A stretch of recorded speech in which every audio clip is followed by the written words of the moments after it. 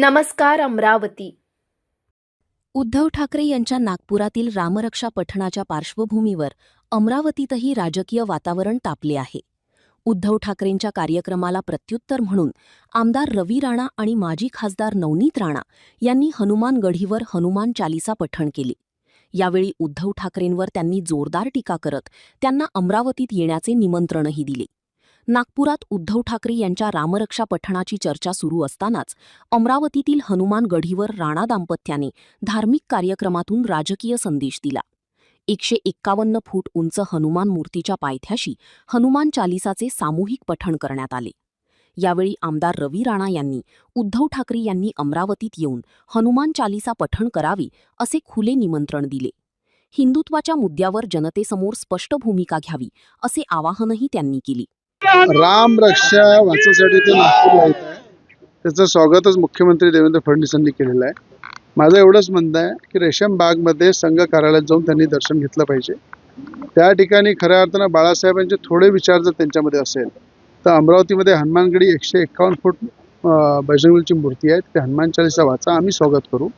ज्या ठिकाणी मुख्यमंत्री ते असताना आम्हाला जेलमध्ये टाकलं, मला विश्वास आहे की महाराष्ट्राचे मुख्यमंत्री देवेंद्र फडणवीस साहेबांना जर आज म्हटलं कोणी की तुमच्या घरी येऊन हनुमान चालीसा वाचतो तर ते स्वागत करतील आणि स्वतःही त्यांच्यावर हनुमान चालीसा वाचतील. त्याला म्हणते राम भक्त हनुमान भक्त. आज ज्या ठिकाणी ते आंदोलन करताय तो सुद्धा मुख्यमंत्री देवेंद्र फडणवीस साहेबांचा एरिया. त्यांनी प्रोटेक्शन दिलं, त्यांना चांगल्या प्रकारे त्यांना पूर्ण व्यवस्था करून दिली आणि असा व्यवस्था करणारा रामाचा विचार हृदयामध्ये ठेवणारा मुख्यमंत्री देवेंद्र फडणवीसजी आहे.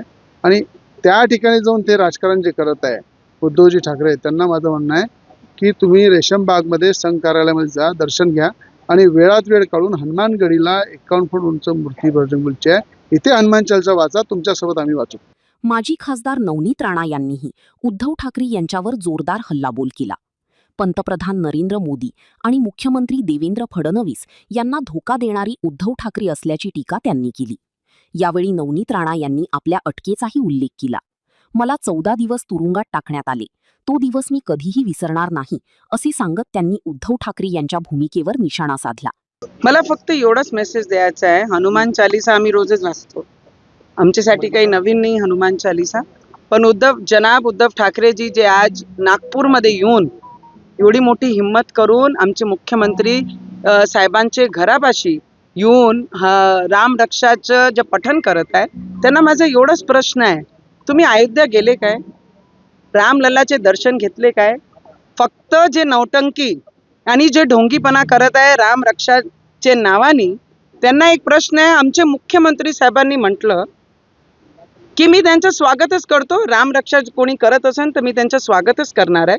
पण मी जनाब उद्धव ठाकरेजींना आठवून देऊ इच्छितो की जेव्हा आम्ही फक्त एवढंच म्हटलं होतं अमरावतीवरनं की मी हनुमान चालीसाचं पठण करन, तर आम्हाला तिथून धमक्या यायला लागल्या, तुम्ही फक्त मुंबईत पाय टाकून दाखवा, तुमचे पाय छाटण्याचे कामं आम्ही करू.